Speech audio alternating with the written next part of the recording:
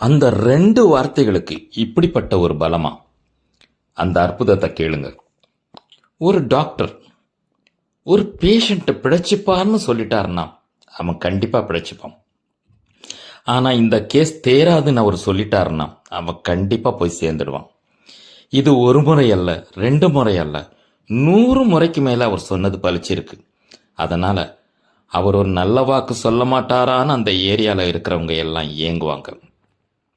அன்றைக்கு ஒரு பேஷண்ட்டை அவர் முன்னாடி கொண்டு வந்து கிடத்துறாங்க. அவர் டெஸ்ட் பண்ணி பார்க்குறார். பல்ஸ் டவுன், இதய துடிப்பு தாறுமாறா ஓடுது, பிபி எங்கேயோ எகிரி நிற்குது, மூளைக்கு ஆக்சிஜன் சரியா போகல, இன்னும் 24 மணி நேரம் கூட அவன் பிழைக்கிறது கஷ்டம். டாக்டருக்கு நல்லாவே புரிஞ்சு போச்சு. ஆனாலும் ஒரு மாறுதலுக்காக இந்த முறை அவர் தன்னுடைய கொள்கையை மாத்திக்கிட்டு 2 வார்த்தையை சொன்னார். நீங்க பிழைச்சிப்பீங்க. அந்த 2 சொற்களுடைய அபார சக்தி அதுவும் இந்த டாக்டர் வாயிலிருந்து வந்துடுச்சு. அந்த பேஷண்ட் ஒரு புத்துணர்ச்சி பெற்று குதூகலமாயிட்டான். அவனுக்குள்ள ஒரு பிரகாசம் ஜொலிக்க ஆரம்பிச்சிடுச்சு.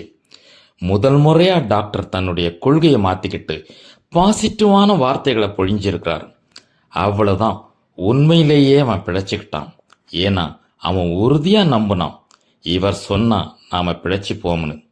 இதுதாங்க பாசிட்டிவ் திங்கிங் உடைய அபாரமான சக்தி. இப்ப புரியுதுங்களா?